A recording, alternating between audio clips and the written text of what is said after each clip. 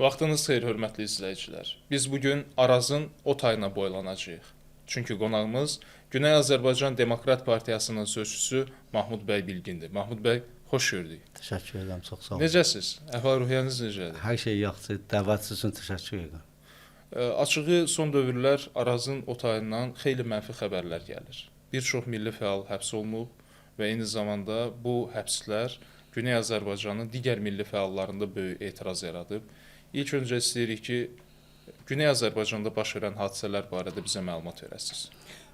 Bilirsiniz, bizim elə assimilyasiya xətti ki, faşist rejim tərəfindən qabağa getməkdədir. Urmu gölünün qurudulması, mədənlərimizin dağıdılması, kültürümüzü çalışırlar ki, yox hesab etsinlər. Bir millət kimi bizə əzməyi bula hədəf tutduqları üçün, ona görə bizim öndə gedən insanlarımızı təbii olaraq bunlar baskı altında, təzyiq altında və fişar altındadırlar. İndi isə yersiz olaraq illər hər bir dalğada, hər bir hərəkət olanda onlarca bizim milli fəalı tutublar. Çoxlu, yəni bizim hərəkət varlığı öz göstərsin bu siyasi məhbuslarımızdan göstərir. Çünki bizdə belə bir mücadilə var İran hakimiyyəti ilə, İran rejimi ilə. Bu son 3 ilin içində Qarabağ azadlığın ardından ki, daha artıq rejim gördü ki, bu Azərbaycancılıq, türkçülük daha genişlənir türklərin içində. Baskı yaratmaq üçün başladı bir tutuqlamalara əl vurdu. 3 il bundan öncə demək ki, bizim Vədud bəy Əsədi, Tahir Nəqəvi, Mahmud Ocaqlı, burada mən şəkillərini gətirmişəm. Ayaz Seyfxa, çoxlu dostlarımızdan, demək ki, burada Kərim Mərdanə vardı, Murtaza Pərvin vardı. Yəni, tanınmış siyasi şəxsiyyətlərimizdən, tutmuş da hünərmətlərimizdən, dəyişikli şəhərlərdən. Məsələn, tutalım ki, Urumiyədən Salih Tahir Əfşar, bir cavan oğlan. Heç bir problemi yox, heç bir məsələ, fəqət elə Urmu gölü ilə bağlı, mədəniyyətimizlə bağlı həmən tutuq gətirir, cürbəcür. Bizim Hüccətçəm Əzimi Qədimi, ruhanidir. Ancaq ki... Ruhanidir? Bəli. Bunu xəli libas ediblər, paltarını alıblar əlindən. Yəni artıq İranda, Güney Azərbaycanda daha dəqiq desək, din xadimləri də milli hərəkət olmuş. Təbii, vardılar. Ancaq ki, rejim onlara da baskı yapır. Vədud Əsədi vəkildir. Bu vəkildir, vəkalət edirdi. Bunun vəkalətini siz nəyin üstündə idi? Yəqin ki, milli fəalları müdafiə edir. Milli fəallar, bir də Azərbaycan Cumhuriyyətindən birisini tutmuşdular. Fərid? Gənc oğlan. Fərid oğlu, cavan oğlan. Mən uzun müddət onun məsələsi barədə... Onun bu vəkili idi. Bu onun vəkili olduğu üçün İran tərəfindən baskı yapılır ki, sən bunun vəkalət niyə edirsən? Deməli, bu kim idi, üzr istəyirəm, vəkilin ismi nə idi? Tahir Nəqəvi. Tahir bəy deməli bizim o gənc Fəridi müdafiə elədiyi üçün həbs oldu. Elədiyi üçün belə bir baskının altında oldu. Tutdular bilərsin. Tutandan sonra bilərsin cürbəcür böhtana yığar. Nə ittiham edirlər ki? İndi ittihamlar budur ki, sən demək ki, rejimə qarşısan, 5 il veririk biləyən, Xameneyiyə qarşı filəyə çıxış edibsə, hamısı qondarma. Yəni demirlər ki, sən dil üçün, mədəniyyət üçün, demokrasi üçün, azadlıq üçün, insan haqqı üçün bir vəkil olaraq fəaliyyət edirsən. Bəlkə gəliblər qondarma məsələlərlə. Tutalım ki, məsələn, Əzimi Qədimiyyədə aynı sözləri. Yəni də deyirlər ki, sən icma və təbani eləyibsən. İcma və təbani, yəni bu demək ki, sən neçə nəfər yığıbsan, orada o neçə nəfərlə çalışıbsan hakimiyyətə qarşı bir iş görsən. Halbuki İran hakimiyyətinin öz anayasasında vardır ki, siz təşəkkül yarada bilərsiniz, əgər hakimiyyətə qarşı olmayaq. Yəni hakimiyyət yox ha, yəni tutalım ki, İran bütünlüyünə qarşı olmuyor. Bizim hərəkətimiz mədəni hərəkətdir. Deyim, mən insan haqqını istəyirəm, mən öz dilimi istəyirəm, varlığımı, kültürümü. Bunlar hamısı İranın anayasasının öz çərçivəsində var. Amma faşist rejimi təsvir olsun ki, öz yazdığı qanununa əməl etmir. Bizim bu milli fəallarımız qalxıb bunu deyəndə, bunlara deyir ki, siz oldunuz unsur namətlub. Yəni siz oldunuz, nə bilim, plan. İş bəlkə gedəndə də bilələrini həmən deyir ki, siz dışarı ilə qabit edəsiniz. Bəli, casusluqda ittiham edilənlər var. Casusluğa, indi baxın, Əbülfəz Rənzibəri var burada şəkildə. Əbülfəz Rənzibərinin 7 ayda tutubla biləsin. əvvəl tutuqlarda söhbət bundan gedirdi ki, sənin əsas məsələn budur ki, sən burada rejimə qarşısan, nə bilim, filan işlər görübsən, hakimiyyətə qarşısan, buna görə ittihamı bu idi. İndi isə görüblər ki, alınmır. Bu həm vəkildir, həm də universitetdə dərs deyir. Əbülfəz Rənzibəy. İndi bilərsən, ittiham olub ki, sən casussan. Hansı ölkənin casusu oldu? İndi bunu açıqlamır, ittiham deyə bilmir, heç də sənət yoxdur ki, əlində. Elə həmin bu casusluqda baxın, təzə bir kampaniya gedirdi. Bu 12 günlük müharibədən sonra onların əlində bəhanə oldu. Kimi tuturlar, deyirlər cəsusu. Dəqiqən o cürdur. Baxın, biz indiyə kimi bu 3 dənə kampaniya gedib bizim dostlarımız tərəfindən, milli fəallarımız tərəfindən. 3 kampaniyanın birisi bu idi ki, məhkəmələr ki, İranda olur, bu açıq olmalıdır. Şəffaf olmalıdır. İran hakimiyyəti öz anayasasına yazıb ki, məhkəmələr açıq olmalıdır. Və bu bizim bu məhkumların haqqı var, vəkil tutsunlar, haqlarını difa etsinlər. Bunlar vəkil tutmaqdan məhrumdurlar. Sonra gedirlər 10 saniyə. Vəkil tutmaqdan məhrumdurlar. Hə, məhrumdurlar. Tutur cələsəyə gedir, formalite bir nəfər oturub da deyir, mən sənin vəkilindəm, amma bu iş bunu tanımır, görmür. Abəy, Azərbaycan separatçıları tutdu Vardanyandan Harutunyana qədər. Nəinki məhkəmələri açıqdır onların. Yəni məhkəmələr zaten açıqdır, mediaya da açıqdır. Təbii. Üstəlik adamlar vəkillə də təmsil olunurlar. Hətta adamlar istəmir, vəkil dəyişdirirlər. Bəy, burada bunlar hələ adam öldürüblər, bunlar qatillər, terroristlər, bunlar dünya görür ki, bunlar nə oyunbazlıqlarla uyuşturucu maddədən tutmuş, bir torpaqların içində işğal edib, millətləri sürgün ediblər. Bunlar bu qədər cinayət edir, Azərbaycan bunlarla demokratik davranır. Bizimki öz ana dilini istəyir danışmaq. Bizimki deyir ki, mənim haqqım var, sənin qədər mənim də haqqım olsun. Yəni, belə bir məsələnin qabağında. İndi, baxın, mən sizə deydim, 3 dənə kampaniya getir, birinci açıq məhkəmələr olsun. Bəli. Dostlarımız bununla bağlı açıq məhkəmələrin kampaniya apardılar ki, çoxlu milli faciə danışdı ki, bizim haqqımızdır, məhkəmələr açıq olsun. İkinci məsələ, biz edama qarşıyıq. Aha. Edam, axı, insanın azadlıq olmadı, danışmaq haqqı olmadı. Amma İran rejimi nəinki özəlliklə bu İsrail-İran savaşından sonra çox qorxuya düşdü. Bətər yaralandı, zərbə yedi, zəifləşdi.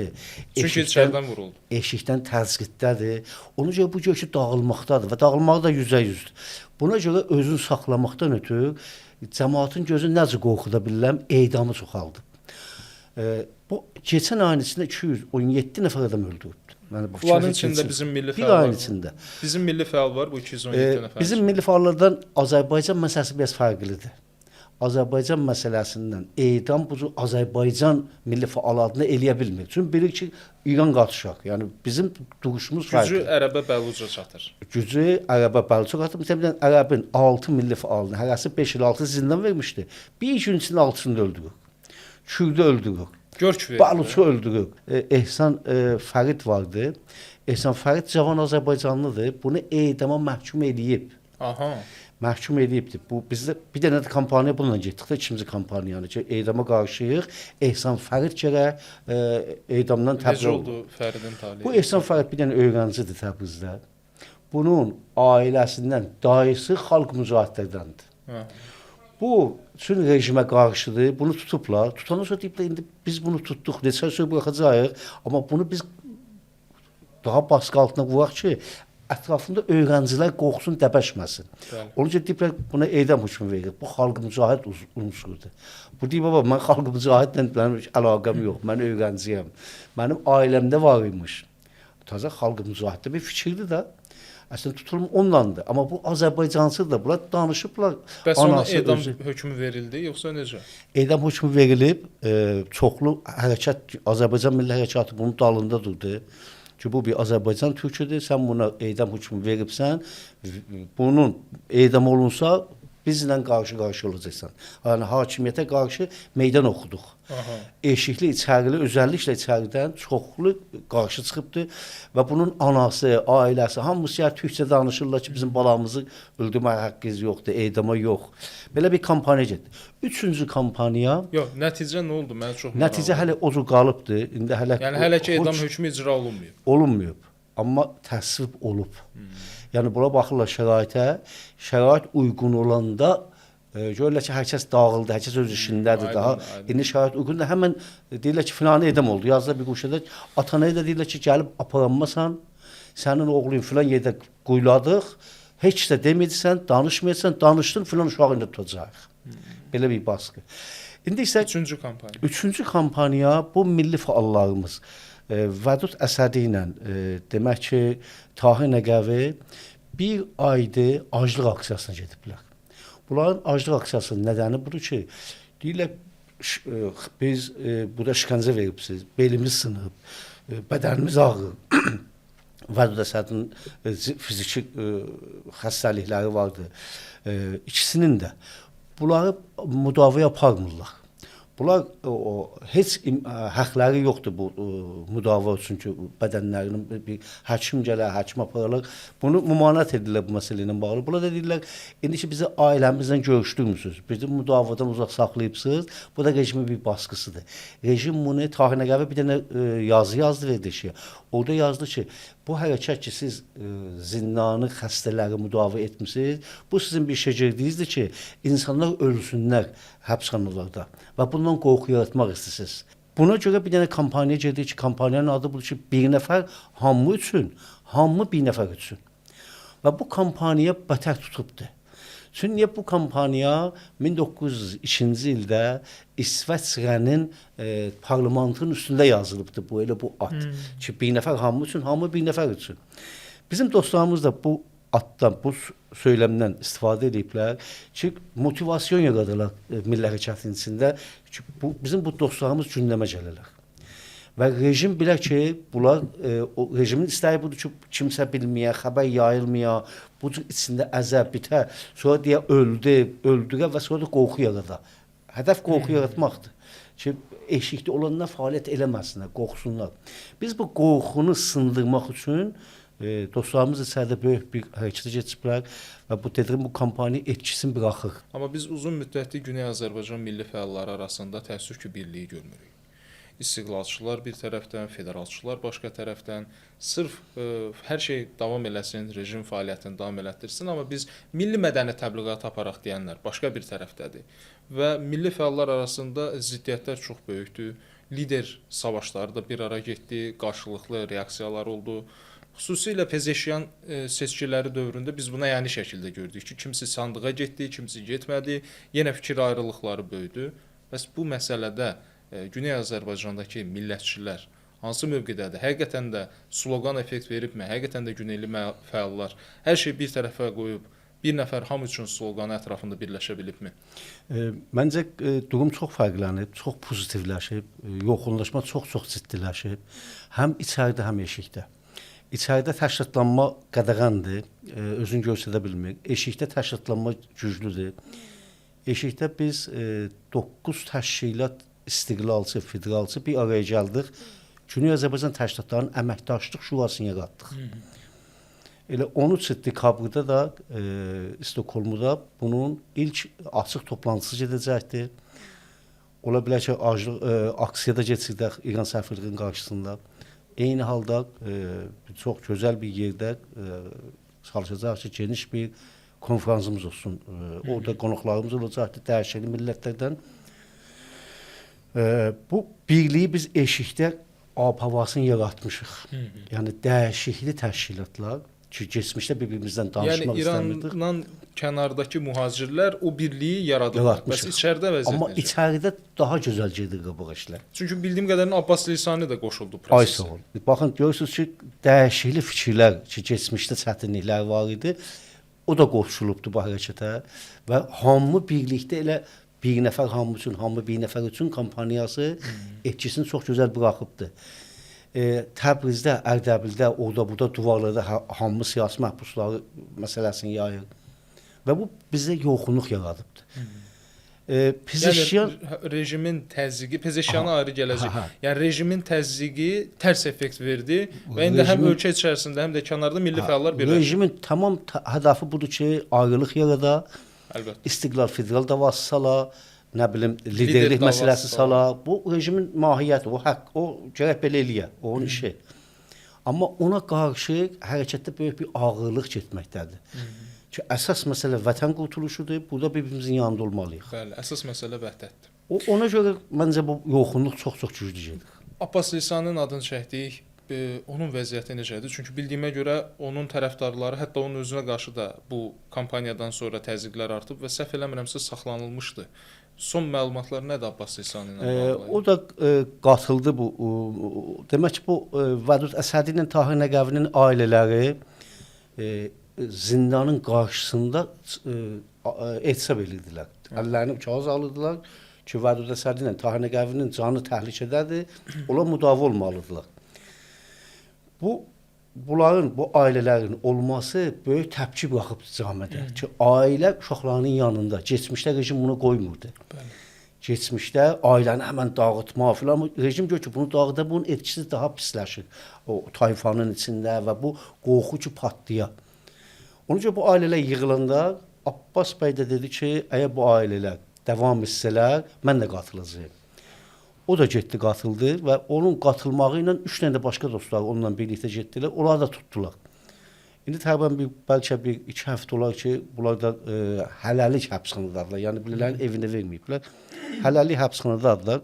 Amma digər hərəkətlər ki vardı bu kampaniyanın qabağı aparmaqda, bu gün elə Yürüş Mehrəlibəyli bir danışıq yaydı ki, hərəkətdə çox ağır, sembollu bir milli fəalımızdır və birbaşa bu kampaniyanın yanındayam deyə açıqlığında mesaj verdi.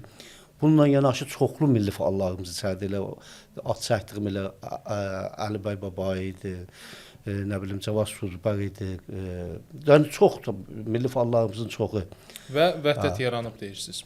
Bu birlik yaradıbdır. Bu içəridə bu günlərin bizim milli hərəkətdə ikicəlik yoxdur. Yəni mən bunu açıq deyə bilirəm ki, bizim milli hərəkətdə ikicəlik yox. Baxın, eşikdə 14-15 təşkilat vardı. Hərəsi kiçik, nərdilər indi təbii imkanata görədir. Amma dəyişikli fikirlər təmsil edirlər. Bu dəyişikli fikirlərin 70-80% bir araya gəlib. O birisi 3-4 dənə də təqribən yoxun münasibətimiz var. Müəyyən bir nədənlərlə olmamış, amma bir-birimizə qarşı deyilik, bir-birimizdən iş birliyindəyik. Və bu çox böyük bir şeydir. Baxın, bu ruhiyyə mən iddia edə bilirəm ki, Farsın içində mütləq yoxdur. Fars təşkilatları içində xalq mücahid, şahçılar bir-birlərini vurmaqdadırlar. Cümhuriyyətçilər şahçılara vurmaqdadırlar. Farsları yəni əslində bir alternativ olanmazda bir-birinin yanında. Çünki siyasi şeylər çox güclüdür. Onlar o milli məsələ qatmır bir-birlərini. Onların içində siyasi fikir ixtilafları. Hətta kütlədə də yoxunlaşma var. 7 təşkilat bir-birinə yoxunlaşıb, amma çox rahat pozulurlar. Çox rahat bir-birinə silah çəkirlər. Çünki silah kimin əlindədirsə güclülər çox ondadır. Ərəblərdə də bu məsələ var. Yəni ərəblərdə də o təşkilat bunun yanındırsa mən orada olmaram. Bəluşda da bu var. Mən bunları içdən tanıyıram. Amma Azərbaycanlıda bu yoxdur. Daha doğrusu var idi, amma son dövrlər azalıbdır. Çox azalıb. İndi gələk Pezeşiyana. Çünki Ağay Pezeşiyan hələ namizədliyi elan olunanda biz burada çox sevindik. Bir o nöqteyi nəzərdən sevindik ki, Ağay Pezeşiyanın əvvəlki siyasi fəaliyyəti türkçü millətçi istiqamətdə, amma milli mədəni hüquqların müdafiəsi istiqamətində idi. İkinci bir nöqteyi nəzərdən Ağay Pezeşiyanın İranda prezident olma ehtimalı hələ ki bu zamanədə ona əsas gətirirdi ki, deməli Azərbaycan sosiologiyası İranda söz sahibidir, haqq sahibidir. Hər nə qədər ki İrandakı seçkilərdə müdaxilələr var, amma Pezeşiyanın məğlub elədiyi rəqiblər elə belə rəqiblər deyildi. Qalibafı filan məğlub elədi. O nöqteyi nəzərdən biz çox sevindik və sonra Ağay Pezeşiyan həm ölkə daxilində, məsələn ilk səfərlərindən biri Urmu bölgəsində idi. Urmu gölünə getdi, ziyarət elədi. Azərbaycana gəldi, Heydər Babaya salam şeirini dedi və pozitiv şüarlarla, pozitiv meyllərlə belə deyək, həm Arazın bu tayında, həm Arazın o tayında insanların ürəyinə ələ ala bildi. Fəqət bu proseslərlə bağlı İranın cənab prezidenti Ağay Pezeşiyanın mövqeyi necədir, nə cürdür? Mən bilirəm ki, onun bu məsələlərlə bağlı tam səlahiyyəti yoxdur. Çünki ortada bir Xamneyi fenomeni də var. Amma ümumiyyətlə Pezeşiyanın proseslərə yanaşması nə cürdür, siz məndən daha yaxşı bilərsiniz. Baxın, İran sistemi Azərbaycanla, Türkiyə ilə, Avropa ilə fərqlidir. Prezidentli respublika olsa da orada əsas səlahiyyət ali dini rəhbərdədir. Yəni orada sistem vilayət fəqih sistemidir. Vilayət fəqihdədir. Yəni vilayət fəqih sistemi ilə onun arxasında olan supah, pastorlar aparıcı gücdür. Orada cümhuriyyət, seçkilər çox görüntü və çox cəmaatı aldatmaq və eşyallatmaq üçündür. Və qüdrət yoxdur əllərində.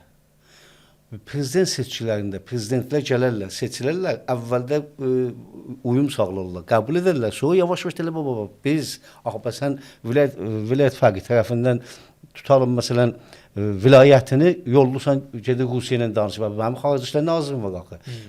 Bu niyə ikicəlik filan bir-birinə qarşı-qarşı gəlirlər. Bu elə Xatəmi vaxtında da oldu, Əhmədcət vaxtında oldu, Ruhanidə oldu. İndi də var. İndi də var. Yəni bu İranda o ikicəlikdir. Ki qüdrət kimin əlində? Bir məsələ. İkinci məsələ bu ki, prezidentin çərçivəsində qüdrət, hətta oturub onu analiz edəndə, görürsünüz ki, o kabinəsin ki, bu seçə, əsas seçkilərdə bunun nəqşi yoxdur. Yəni bu, hətta öz kabinəsinə ki, dedim, xarici İşlər Nazirinin özünün qədər qüdrəti yox.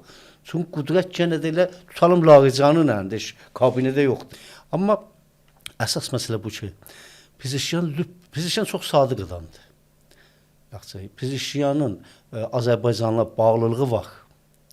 Bunu keçmişdə göstərdim. Amma Pezişyan sistemin adamıdır. Əlbəttə ki. Pezişyan Vəli Fəqihin sərbazıdır. Əlbəttə ki. Pezişyan açıq dedi ki, seçkilərdən qabaq. Mən təşəkkür edirəm. Dedi ki, mən Vəli Fəqihin sərbazıyam və mən Xameneidən təşəkkür edirəm ki, məni burada seçkilərdə qoydu, gəldim və seçildi. Bəli. Çünki onun icazəsi olmasa seçilməzdi. Və seçkilərdən, seçilməndən də çox təşəkkür edirəm ki, Xameneidən eləyirdi. Çünki bilirdi ki, odur. Əlbəttə. Özü də dedi ki, mən parlamentə aday olmuşdum, məni heç parlamentə qoymurdular gələm. Qəbul etməmişlər parlamentə gəlsin. Amma mən gördüm ki, yox, məni burada aday elədilər prezidentliyə. Niyə? İranda o dərin dövlət deyək, Vəli Fəqi sistemi deyək, o salda çıxdı ki, indi rəisinin vaxtı deyil. Rəisi getməlidir. Yerinə bir islahatçı gəlməlidir ki, bəlkə Amerika ilə yoxunlaşalar, İsrail həmlə eləməyə. Bu belə bir oyundan yolu açdılar Pezişyana. Ki, Pezişyanı kullansınlar. Və sistem qoymaz idi Pezişyan gələ o istəklər ki vardı, türkçülük məsələsi, Urmu gölü məsələsi, dil məsələsi. Əslində bunlar qoymaz idi. Bunlar sistemin biz də ona sevindik də, rejim əgər Pezişyana möhtac qaldısa, bu artıq bizim uğurumuz idi. Onun demək ki, istədiyi rejimin buydu ki, bir, Allahsın qeyri-fas millətləri. Çünki gördü ki, güc qeyri-fas millətlərdədir. Baxın, 3 il bundan qabaq, Pezişyan gəlmədən öncə İranda qadın hərəkatı oldu. Məhsa Əmini hadisə. Məhsa Əmini hərəkatında Kürdlər qalxdı, Bəluşlar qalxdı, Türklər qalxdı və bu gördü ki, Fas bölgələrindən daha çox qeyri-fas millətlərdə hərəkətdədir. İndi bir sembol lazım idi, bir fikir lazım idi ki, bunların sizə seçilə ki, bunlara göstərək ki, baba, sizin adamımız var, çox. Çünki rejim olmuşdu 13%. Özləri deyir də bizim 13%'imiz fəqət bizim dalımızdadır. Özləri öz ədədlərini. İndi bu 13% nə cür deyək, 30, 20, 25 dedilər, belə bir möhrə lazım. Bunu gətirək, bundan cəmaatı alladaq çıxaq dalımızda, proqramlarımızda heç dəyişiklik olmayacaqdır. Bundan cəmaatı alladaq və bundan eşya alladaq. Yəni bir proje, sistemin bir projesi kimi buna baxmaq lazım. Bu fikir heç kimdə əks arqument yaratmır. Yəni əlbəttə ki, rejim əgər bir türk milliyyətçisini icazə verirsə ki, gəlib ölkədə prezident olsun, əlbəttə ki, bunun altında bir səbəb var. Bunun altında bir plan var. Amma rejimin, məsələn, bir kürdü yox, bir farsı yox, bir ərəbi yox, bir bəlucu yox, məhz türkün plana çıxartması.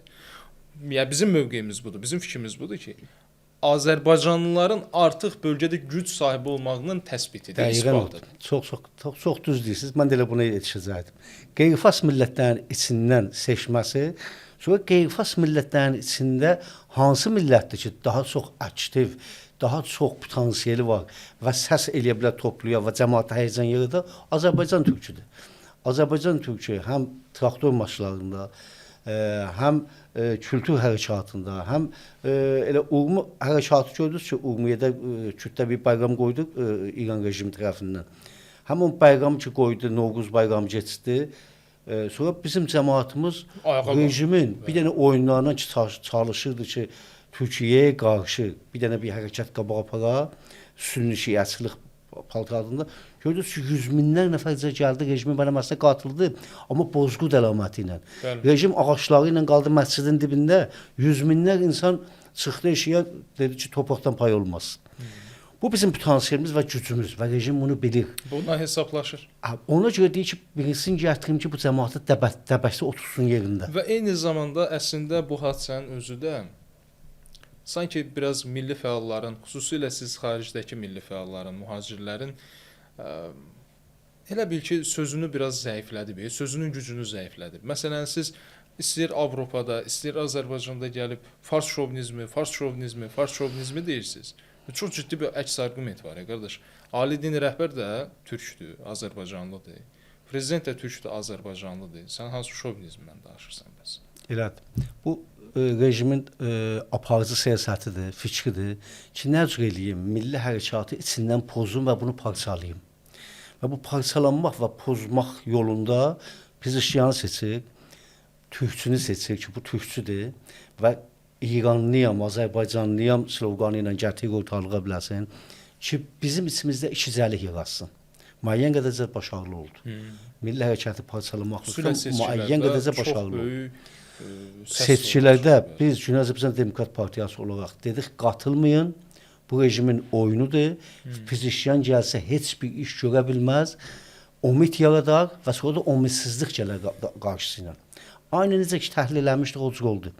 Buna Yürüş Mehrəlibəyli 4 sırı məqalə yazdı ki, assimilasyon şəraitində olan millətlərdə belə bir güvən yaradarlar ki, sizin içinizdən birini götürürük və sizin nümayəndənizi göstərərək çalışarlar ki, umid yaratmaqlıqla, vədə verməkliqlə, gələcəyə sizi aparmaqlıqla sizi yerinizdə otursunlar ki, siz hərəkət eləməyəsiniz. Amma elə olmadı. Və o da gedir. Yox, elə olmadı. Baxın. Pezeshkiyan neçə il qabaq seçilib? Bir il xurda idi gəlib. 2 ilə yaxındır. Pezeshkiyan 2 il yaxındır seçilib, düzdür. 2 il əvvəl Güney Azərbaycanda milli fəalların sırf ölkə daxilində vəziyyəti nətər idi? İndi necədir? İndi siz özünüz dediniz axı ki, Güney Azərbaycanda istəyir ölkə daxilində, istəyir xaricində fəallar arasında birlik daha böyükdür, daha güclüdür. Amma 2 il əvvəl biraz vəziyyət başqa cür. Bu ona bağlı deyil. Əlbəttə ki, ona bağlı deyil. Amma bu gün Güney Azərbaycanda insanların sanki mən bunlarla təmasdayam, biləsiniz. İstəyir seçki ərəfəsində, istəyir seçkidən sonra mən orada istəyir Təbrizdə, Urmiyədə, Sərabda xüsusilə ziyalı kəsimlə söhbətlər aparıram. Onlardan daim eşitdiyim bir söz var ki, bilirsən, Pezeshkiyan prinsip etibarilə bizim üçün heç nə eləmir. Amma sanki biraz ürəyimiz rahatdır da. Pezeshkiyan prezident olanda rahat söz deyə bilirik. Belə bir içimizdə arxayınçılıq yarar. O rahat söz də rejimə müxalif sözdür ha. Bilirsiniz, vaqiət budur ki, rejim çalışır elə göstərsin. Əlbəttə ki. Bu rejimin taktiki. Amma bu birləşmə, bu yoxunlaşma əsas buna görədir ki, hakimiyyət getməkdədir. Özəlliklə bu savaşdan sonra. Bu yıxılmaqdadır. Biz bir alternativ olaraq özümüzü göstərməliyik. Bu yoxunlaşma Pezeshkiyana bağlı deyil. Bu yoxunlaşma hakimiyyətin gedib alternativ gəlməsindən dolayıdır. Pezeshkiyan bizə nə gətirdi? Pezeshkiyan bizə bunu gətirdi ki, millətdə özgüvənlik var idi keçmişdə ki, o qədər gedirdi ki, mən türkçüyəm, türkçülük belə gedir qabağa, türkçüyəmiz, Azərbaycanımız filan. Pezeshkiyanın seçilməsində bu güvən artdı. Traktorda çempion oldu. Traktor çempion olması. Demirəm amma Pezeshkiyanla bağlı. Yox, amma yəni o olması, amma bunlardan üstünə gəlginən Azərbaycan Cümhuriyyətində 44 günlük savaşın qələbəsi, bilirsiniz bu nə qədər etki buraxır? Bəli, bu Azərbaycanın irəliləməsi, Türkiyənin iqtisadi baxımdan, sənaye silahlı qüvvələsindən irəli getməsi, yoxunlaşmalar, sonra Zəngəzur məsələsində Azərbaycan kilit yol oynaması, Çinə yoxunlaşma, bu bölgəsəl hərəkətdə bu hamısı umid gətirir. Əlbəttə. Bu umid hamısı etki buraxır cəmaatın içində. Doğrudur. İndi bir sual verim sizə. Çox Pezeshkiyandan danışdıq, amma bizim mövzumuz Pezeshkiyan deyil də. Bizim mövzumuz əsas Güney Azərbaycanda milli fəaliyyətdir, milli fəalların fəaliyyətidir. Siz bir çağırış elədiniz. İstəyir o seçkilərdə, bəlkə yəqin ki, əvvəlki seçkilərdə də seçkilərə qatılmayın, boykot çağırış elədiniz. Amma siz bir partiyasınız. Yəni partiya seçkisiz necə fəaliyyət göstərə bilər? Yəni mən artıq sizin partiya ilə bağlı konkret sual vermək istəyirəm ki, sizin partiya heç bir seçkiyə qatılmadan, təşkilatlanmaya da deyirsiniz ölkə içərisində getməyə imkan yaratmırlar. Bəs ölkə daxilində, yəni Güney Azərbaycanda strateji hədəflərinizə necə nail olmağı düşünürsünüz? Baxın, biz siyasi baxımdan fikrimizi ortaya qoyuruq və bizim şəhərlərdə gücümüz var. İndi biz siyasi təşkilat olaraq yön verməliyik cəmaatımıza və içəridə milli fəallarımıza ki, bizim əsas məsələmiz burada cəmaatın ekonomisinin bu pisliyində rejimin zəif nöqtələrini böyütmək. Rejimin zəif nöqtəsi nədir? Cəmaatın iç istəklərinə, birinci məsələlərinə ki, onun suyudur, işığıdır, qazıdır, ekonomisidir, bunu eləyə bilmir. Bu rejimin zəifin ortaya çıxartmaq.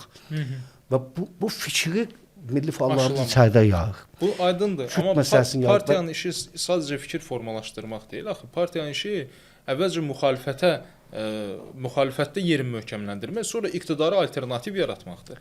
O Azərbaycanda mən bilirəm İranda bu müşkül məsələdir.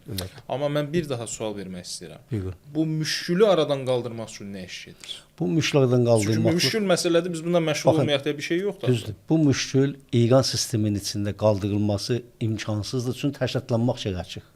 Təşkilatlanmada imkan vermir. Təşkilatlanmaya da imkan vermir. Ona görə nə etməliyik? Ona görə biz birliyimizi qorumalıyıq ilk eşikdə.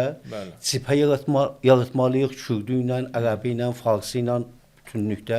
Yəni belə bir cibhəyə getməliyik və bu alternativlərlə rejimin zəifləşməsində elə bir durum yaratmalıyıq ki, Təbriz mərkəzli bir hökumətin qurulmasına şərait yaradaq. Bax, bu Təbriz mərkəzli hökumət deyirsiniz, Kürd deyirsiniz, Bəluc deyirsiniz, Ərəb deyirsiniz. Yəni bu insanların söhbət fəallarından getmir. Adicə mən sizə bir nümunə deyim. 12 günlük savaşda Urmiya ilə intensiv təmasdaydım.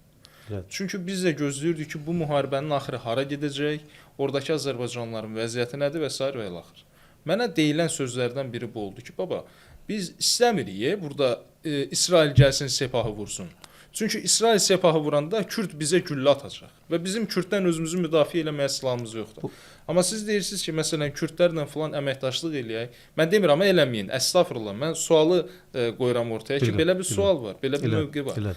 Yəni içəridəki Azərbaycanlı Kürdü özünə təhlükə bilir, düşmən bilir. Amma çöldə siz onlarla əməkdaşlığı necə eləyəcəksiniz? Baxın, Kürd məsələsinə gələndə elə o siyasi təşkilatın durumu belədir də. İran rejimi çalışır ki, ixtilaf sahəsində hökumət eləsin. Həm çalışır hərəkəti parçalasın, Pezişyan vasitəsilə. Həm çalışır ki, millət öz içində ixtilaflar yaratsın, istiqlal federal məsələsi ilə. Həm çalışır ki, millətlər arasında ixtilaflar yaratsın, hökumətin bərkitmək üçün. Onun üçün biz bu ixtilaflara qarşı çıxmaq məcburiyyətindəyik. İndi İran hakimiyyəti savaşın ərəfəsində özünün silahlı qüvvəsi var, bəsici var Urmiyyədə, Batı Azərbaycanda. Durub gəlmişdi o qənizadələr, kimlər, gəlmişdi cəmaata deyib, bizim milli fəallığı dedi ki, gəlin sizi silahlandıraq, Kürt həmlə eləyəcək, ha? Hələ savaş təzə qutulub, ha? Baba, sən niyə bizim cəmaatı silahlandırırsan? Sənin özün silahlı qüvvənin yoxdur məyə? Əgər Kürt gələcək, gedirlər, niyə eləyik?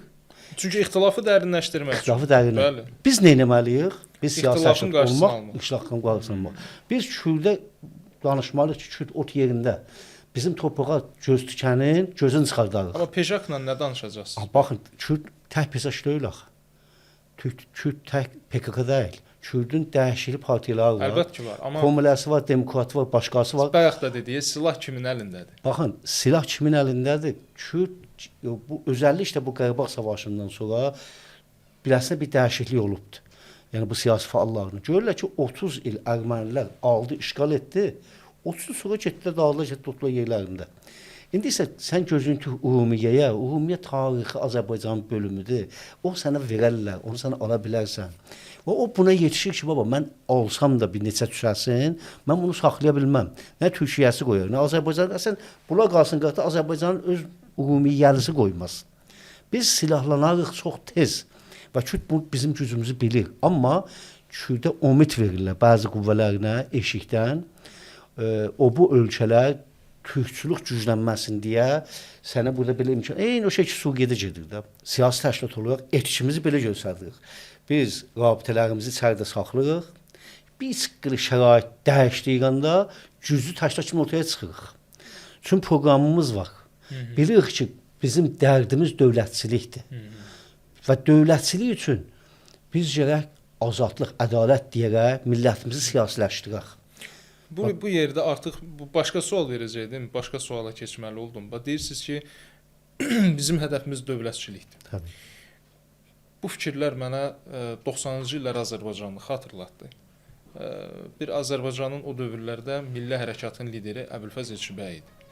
O da buna bənzər bir fikir deyirdi 89-cu ildə 32-ci günə müsahibəsində ki, biz artıq bu məsələlərə son qoyuruq. Bizim hədəfimiz milli dövlətçilikdir. Aysa. Amma Əbülfəz bəy hakimiyyətə gələndə o hakimiyyəti mövcud bir siyasi sistemə formalaşdıracaq rıçaqları yox idi. Elədir. Əbülfəz bəy gəldi və Əbülfəz bəy gələndən sonra komanda yaratdı. O komandada effekt vermədi. Əksinə Azərbaycana ümid gətirirdi. Amma ümid olmadı, naümid qaldı, torpaqlar işğal olundu, vətəndaş hərbi başladı ölkədə. Təbii. Mən sual verirəm, dediyiniz üçün sual verirəm. Sizin potensial kadrlarınız var və arxayınsınızmı ki, sabah hərəkat effekt verəndə, istiqlal mübarizəsi başa çatanda və milli hökumət yarananda sizin kadrlarınız tam rahat bir şəkildə dövlətçilik prinsiplərindən dövləti idarə edəcək. Bizdə bu güc var. Biz dövləti əl almaqlığa gücümüz var. Mən bunu iddia edirəm.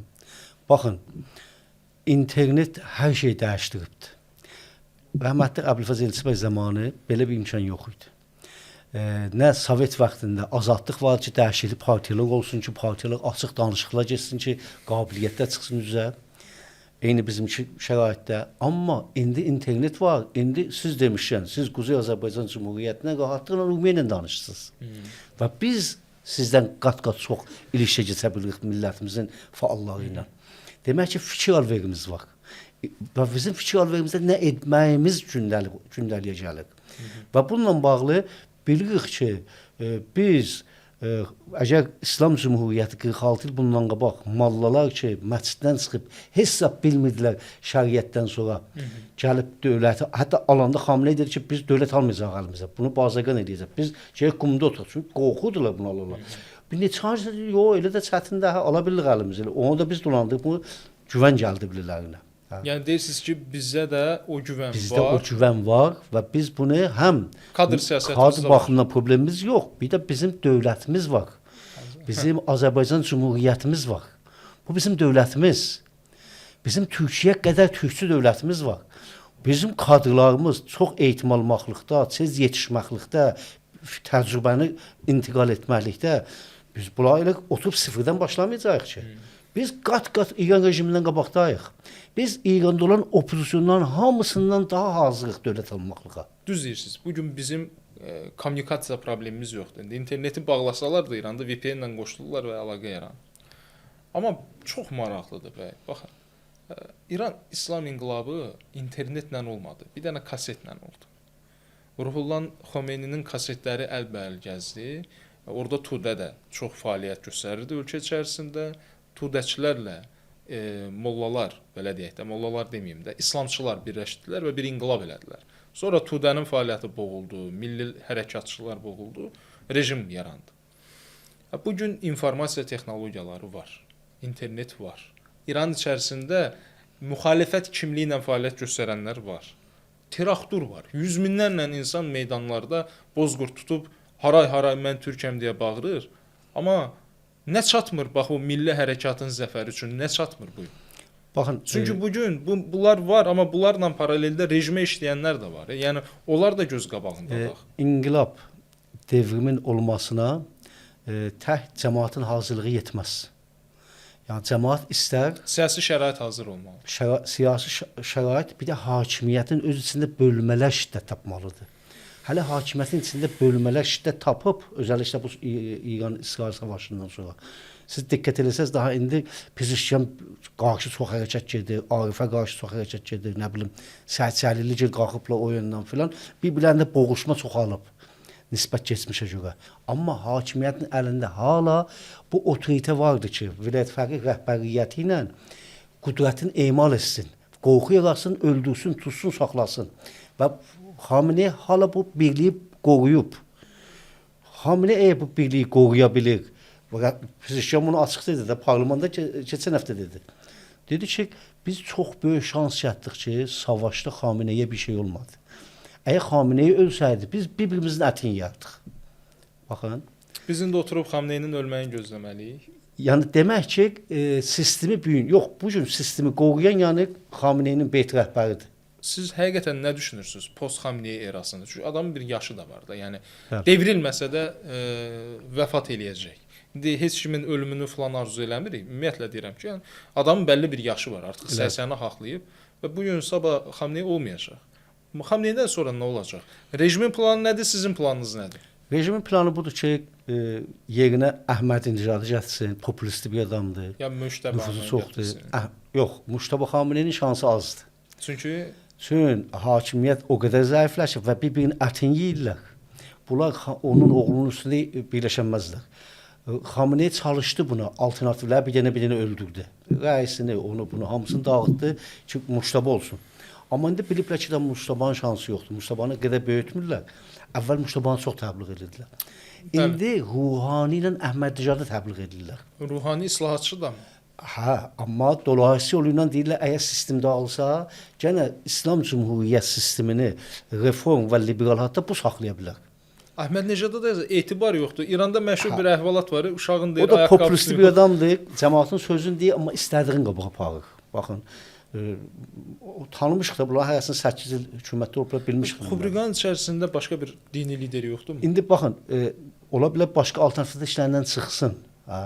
Yəni hakimiyyət çalışır buna. Görüntüdə budur ki, yox, rejim bunlara müxalifdir, bunları sevmir, amma məncə sistemlərin içində öz alternativlərini yaratmaqdadırlar cəmaatın zehnində. İçəridə güc mərkəzi demək ki, baxın, bu gün Bəluçistan özü ayrılıb. Bu gün Bəluçistanın 3 ildir ki, həftəlik İmam Cümə namazında İmam Cüməsi əməldə o qədər gücü vardır ki, sünni məsələsini yayır. Sünni dövlətlər onun arxasında İran hakimiyyəti bir şey eləyə bilmir, nə tuta bilir, nə bir şey eləyə bilir. O durub yerində və bəklir. Müntəzirdir ki, bir şey ola deyə ki, Baluşlar muxtariyyətlərini eləməlirlər, ya federal eləməlirlər, ya nə. Kütlədə də bu hazırlıq var. Həm İsrailistdir, həm başqa dövlətlər, həm də təşkilatlarında belə bir cəmaatlarının belə bir sıx rabitə var. Azərbaycan türklərində oradan daha güclü, bizim təsirimiz oradan daha çox, siyasi baxımdan çalışmalar gedir. Mən demirəm, onların həddindəyik. Amma çalışmalar gedir. Güney Azərbaycan Təşkilatlarının Əməkdaşlıq Şurasının yaranması bir alternativ kimi Azərbaycanlıların içində ortaya getməkdədir. Bu gün biz Ərəb ilə, Bəluç ilə yoxunlaşmışıq, Qaşqay ilə, Türkmənlə yoxunlaşmışıq. Bir dənə İranda demokratik millətlərin etirafı ilə bir etiraf yaratmışıq. Onu bir etiraf bilirik. Ki, sabah biz bunlarla danışmağa rahatlıqla söz tutacağıq. Siz yəni gələcək üçün artıq hazırlıqlara... Biz də hazırlıq gedik. Biz də çalışırıq ki, o problemlər ki var ki, rejim bizə qarşı qadıb, o əngəlləri götürək. Bunu ola bilər ki, gecişək. Amma bir dənə məsələ var. Bu saydığınız etniklərə mən nəzərdən keçirdirəm. Fikirləşirəm ki, bu məsələn Fars, Bəluç, Kürd və digərləri. Bunların arasında ən çox rejimin dəstəkləyən etnik qrup hansıdır deyə özümə sual verirəm. Təəssüf edirəm, Azərbaycanlılar. Rejimin ən böyük dayağı İranda həqiqətən Azərbaycanlılardır. Çoxluqdayıq. Çoxluqda olduğumuz üçün bu 100 ilin içində bizim millətdə həmişə biz imperatorluqlar qurmuşuq. Belə düşünmürük ki, İran bizimkidir. Biz daha genişik. Və bu düşüncə belə bir şey yaradıbdır ki, pəs mən gərək fəqət kiçik bir yerə bağlı olmayam. Bu bizlər də ala bilirlər. Əgər bir gün bu faslardılar, bura mənimkidir. Yəni bu mənlik bir oradan gəlir. Ki, buralar mən yaratmışam, buralar mənimkidir. Bir oradan gəlir. Bir də bu şiəçilik amilidir ki, bizi qatışdırıb bir-birinə. Bir də farsların bu 100 illik təbliğatlarıdır ki, farsçılığı güclü qabağa aparıblar. Bu amillər əl-ələ veribdir. Bizim içimizdə müəyyən bir belə siz dediyiniz kimi bir şey yaradıbdır. Amma bu getdikcə zəifləşir. Çox təşəkkür edirəm fikirləriniz üçün. Həqiqətən də əməlli başlı bir Arazın otayı gözümüzdə canlandı. Orada baş verən hadisələr, etnik rəngarənglik və s. İstəyirəm ki, mən son sözü sizə verim. Qarşıdan da 21 Azər hərəkatının ildönümü gəlir. Nə arzuluyursunuz, nə istəyirsiniz və 10 il sonra İranı necə görürsünüz? Potansial bizdə gənclər Azərbaycançılığa çox həvəsli olub. Aparıcı ideoloji, millətçilik ideolojisidir, türkçülük ideolojisidir cavanların içində. Bunu traktor masalarında ayan olubdur və hər ailədə bu gün rahatlıqla türkçə danışılır. çoxluğunda. Bu bizim qalibiyyətimiz, potansial baxımından. 21 Azər hərəkatı bizim 80-ci ilimizin dönəmi keçirilir. 80 il bundan öncə əgər dövlət qurmuşuq, o zamanın şəraitində indi qat-qat ondan siyasi baxımdan həm eşik parametrlər, həm iç parametrlər əsasından daha güclüyük. Pəs biz eləyə bildik yenidən dövlətimizi quraq. Yəni bu xeyal deyil. Bu bir faktdır. Qurmuşuq, dağılıb qura bildik. Bu ikinci. Üçüncü məsələ bu ki 10 il sonra nə olar? Baxın, ola bilər mən 10 il sonra görməyəm, amma mən sizə söz verirəm. Mən olmasam da siz bunu yayın. Güney Azərbaycan dövləti yayılacaq, yaranacaq və bu yaranması ilə müstəqil Azərbaycan Cümhuriyyəti olacaqdır və bütövlükçülük ilə yanaşı böyük bir iddia ortaya çıxacaqdır və türkçülük unsuru bu bölgədə aparıcı nəqş oynayacaq. Ona görə qətiyyətlə deyə bilirəm, 10 ilin içində mütləq Güney Azərbaycan dövlətini görəcəyik və bu indiki sınırlar tam dəyişiləcək.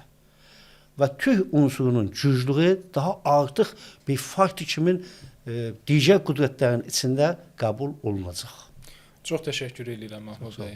Allah o günləri görməyi hər birimizə qismət eləsin. Minnətdarım. Çox sağ olun. Mən təşəkkür edirəm.